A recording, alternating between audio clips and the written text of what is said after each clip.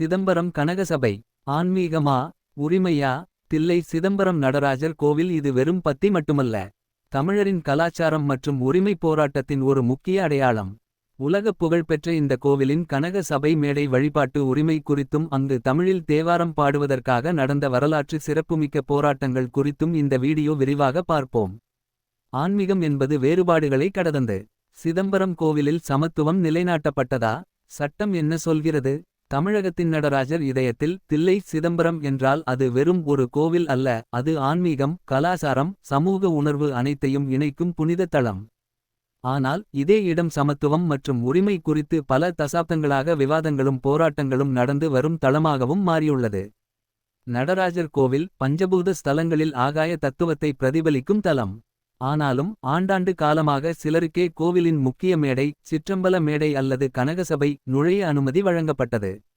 இதற்கு எதிராக பல சமூக ஆர்வலர்கள், பக்தர்கள், புரட்சிகர அமைப்புகள் அனைவருக்கும் சம உரிமை வேண்டும் என கோரியுள்ளனர். 2008 முதல் 2009 வரை நடந்த நீதிமன்ற தீர்ப்புகள், அரசாணைகள் இவை அனைத்தும் இதை சமூக சமத்துவத்தின் முக்கிய கட்டமாக மாற்றின. சிவனடியார் ஆறுமுகசாமி உள்ளிட்டோர் தமிழில் தேவாரம் பாடும் உரிமை, சிற்றம்பல மேடையில் வழிபடும் உரிமை என்பதற்காக போராடி சாதனை படைத்தனர். அவர்களின் முயற்சியின் பலனாக இன்று அந்த உரிமை சட்ட ரீதியாக அங்கீகரிக்கப்பட்டுள்ளது. ஆனால் நடைமுறை தடைகள், பாரம்பரிய குலவழிகள், சமய ஆதிக்கம் ஆகிய காரணங்களால் சமத்துவ நடைமுறைகள் இன்னும் முழுமையாக நிலைபெறவில்லை. இது வெறும் மத விவாதமல்ல, இது மனித உரிமை, சுயமரியாதை, சமத்துவம் பற்றிய அடிப்படை கேள்வி.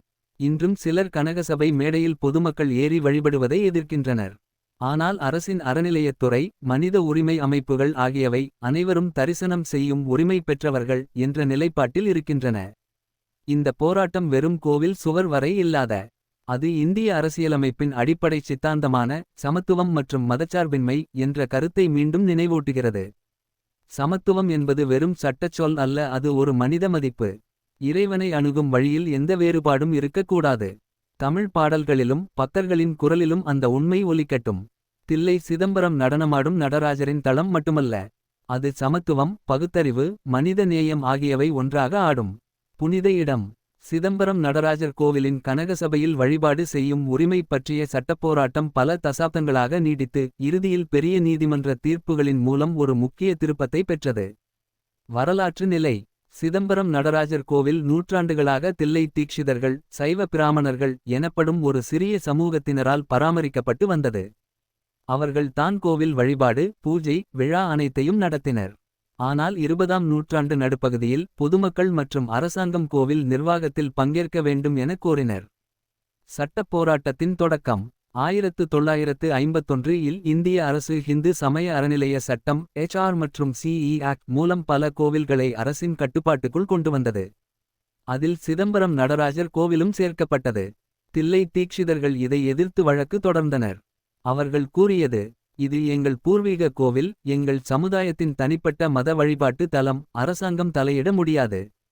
நீதிமன்ற தீர்ப்புகள் 1954 மதராஸ் ஹைகோர்ட் தீக்ஷிதர்களின் ஆதரவாக தீர்ப்பு. 1959 இந்திய உச்சநீதிமன்றம் சுப்ரீம் கோர்ட் இந்த தீர்ப்பை உறுதி செய்தது. சிதம்பரம் கோவில் என்பது ஒரு மத சமூகம் சார்ந்த தனித்த கோவில் என்பதால் அரசாங்கம் நிர்வாகம் மேற்கொள்ள முடியாது என்று கூறியது. அதனால் அரசு தலையீடு செய்ய முடியாது என சட்டபூர்வமான நிலை உறுதி செய்யப்பட்டது. வழிபாடு உரிமை. இந்த தீர்ப்புகளின் பிறகு தில்லை தீக்ஷிதர்கள் தான் வழிபாட்டை நடத்தும் பிரதான அதிகாரிகளாக தொடர்ந்தனர். ஆனால் பொதுமக்கள், குறிப்பாக தமிழ் பாடல், சமத்துவ வழிபாடு, எல்லோருக்கும் சமமான அணுகல் ஆகியவற்றுக்காக குரல் கொடுத்தனர். கனகசபையில் நேரடியாக நின்று வழிபடுவது இன்னும் தீக்ஷிதர்களின் கட்டுப்பாட்டில் உள்ளது. அரசியல் மற்றும் சமூக ரீதியாக வழிபாட்டின் சமத்துவ உரிமை பற்றிய இயக்கங்கள் தொடர்ந்து நடைபெறுகின்றன. ஆனால் சட்ட ரீதியாக இன்னும் அது முழுமையாக திறக்கப்படவில்லை. முடிவு. சட்ட ரீதியாக தீக்ஷிதர்கள் வழிபாட்டு நிர்வாக உரிமையை வென்றுள்ளனர். சமூக ரீதியாக சமத்துவ வழிபாட்டு உரிமைக்கான போராட்டம் இன்னும் தொடர்கிறது என்பதே இன்றைய நிலை என்றால் மிகையாகாது.